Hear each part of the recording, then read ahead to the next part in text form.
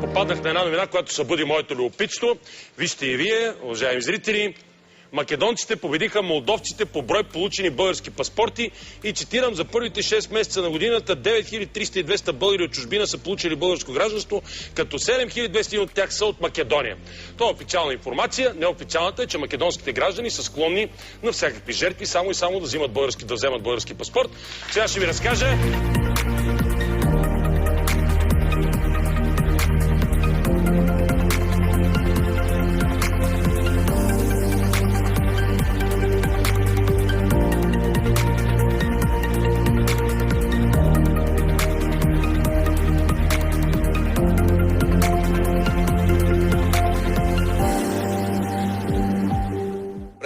И че все повече граждани на Република Македония се обявяват за българи. Искат български паспорт, искат да учат в България, искат да живеят в България.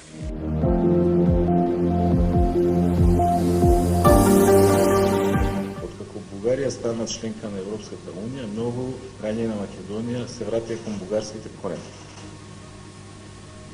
Защо не се вратиха преди да стане България членка на Европската уния?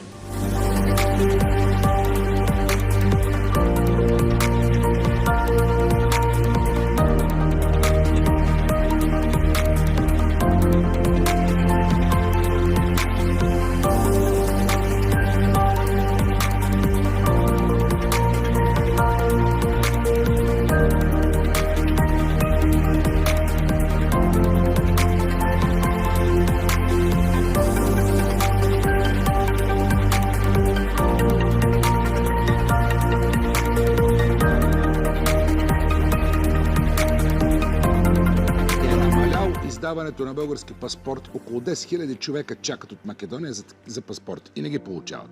Допреди ги издавахме малко по-добре. Вашата оценка, не трябва ли по време на демографска криза, когато населението намалява драматично, ние сме страната с най-висока? Да. Ние трябва ли да намаляваме пускаме българите да идват, да ги правим българи? Да, съгласен съм. На 100%.